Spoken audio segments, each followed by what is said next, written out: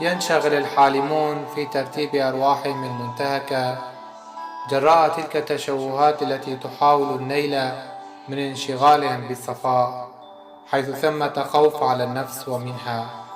ومن ذلك الآخر الذي يضمر بعكس ما يعلن، وعلى ذلك الآخر الذي لا يملك الوسيلة لحماية ذاته من هذا العالم. وهكذا فالخائف يحلم ولا يملك وسائل قوية تجعله بمأمن من الغد، حيث تنشطر الأحلام على مسرح ضياع الحقوق في ظل ذلك الاغتراب الكبير بين المرء وواقعه. ولعل المكر الإيديولوجي المرتدي شعائر الاشتراكية والمساواة بات ضلعا في الجريمة المنظمة بحق المجتمع وفئته الشابة، فأن تتحول القناعات الطبيعية إلى مجرد أقاويل وخطابات رنانة معناه أن الإنسان لا يملك سوى أن ينساق للاكتئاب والعزلة، مما يجعل من نفسه أسير حلقة مغلقة، وما حوله يعمدون إلى البطش والترهيب والتخوين ليتسع الشرخ بين العائلة وبين الرجل والمرأة أكثر فأكثر، حيث لا تعاطف ولا وئام، إنما تأجيج مستدام للعنف والتباعد الأسري. وهذا يفسر الفساد والضياع بين الأفراد عبر مراحل نموهم وتطورهم، مما يكشف عن آثار العنف الديني تاريخيا على المجتمعات عبر تحكم السلطة بها وبتأثيراتها على الفرد منذ ولادته وحتى فنائه، حيث يعمل الدين على مبدأ الوعد والوعيد، كما لعبت الأحزاب الشمولية على مبدأ الاستقامة أو الخيانة. وهكذا رعت ذات النسق منظومة التجهيل والتلاعب بالحقوق والواجبات من خلال التمسك بتقديس التعاليم والموت لأجلها. وكذلك حالة العداء المعلنة ضد الأفكار والمساعي الجديدة، كما هو الحال في الشرق الأوسط. كل منظومة سياسية وليدة تهدم منجزات ما سبقتها في عقول مريديها وتلامذتها، بينما تقوم المنظومة المحافظة باتهام كل حركة وليدة خارج سياقها بالخيانة والاتجار بالمبادئ. ولن نذكر أمثلة معينة بهذا الصدد،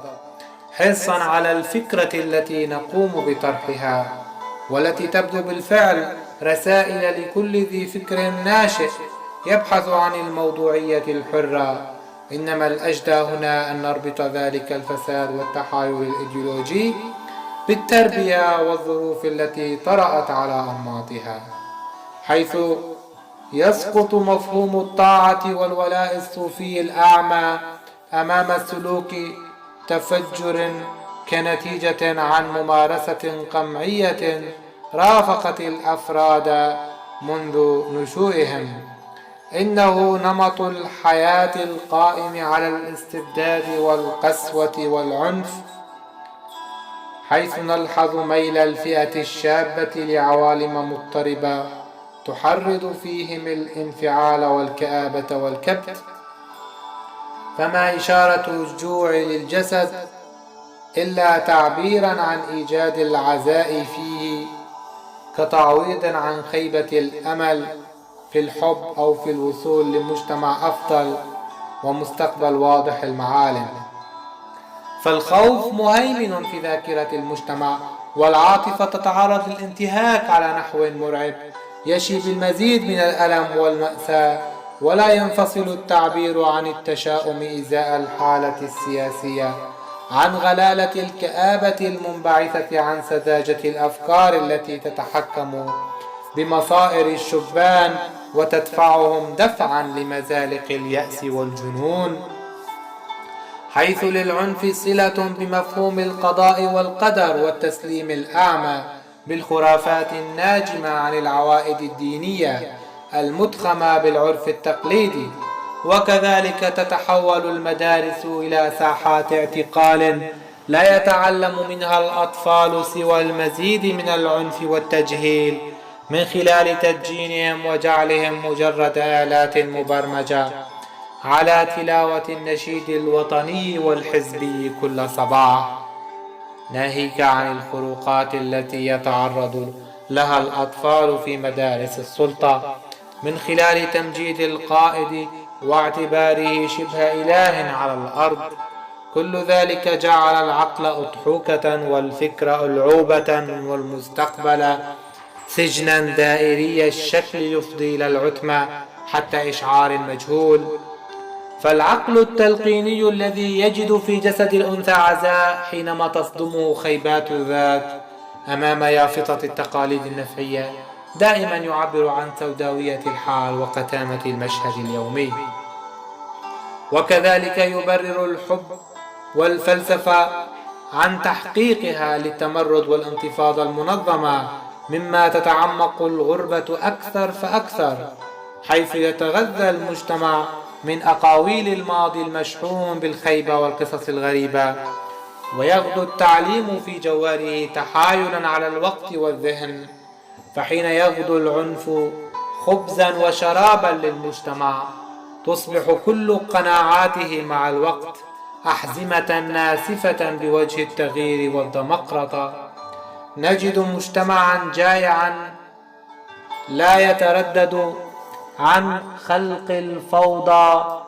أو السرقة بمبررات القيم الدينية وتحت مسماها، ليبرر جوعه من خلال شتى الوسائل،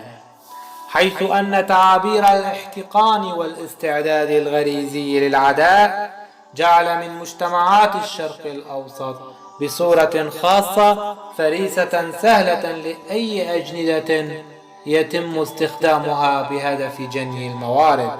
حيث القانون يستخدم ضد أمن المجتمع وليس لأجل تنظيمه،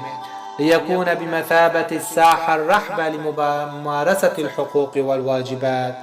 حيث ينمو التعصب إثر التشبث البغيض بمفهوم المقدس الغيبي، ليغدو السباق الأعمى لنيل وسام أفضل مرتهن أو أفضل من يضاهي ثغاء الأغنام، نتيجة طبيعية عن ذلك الانغلاق الاجتماعي، حيث ذلك القهر المتصاعد في حياة المجتمع يحاكي في جوانبه ذلك التباعد الأسري والانتماء لحامي حمى الجماعة والمفكر نيابة عن قطيع كامل استغنى عن روح التفكر والتدبر لشؤونه. هنا تنشأ لدى المجتمع سلوكيات متصلبة تميل إلى الانفعال أو مواجهة الفعل أو التحدي بردة فعل أكبر.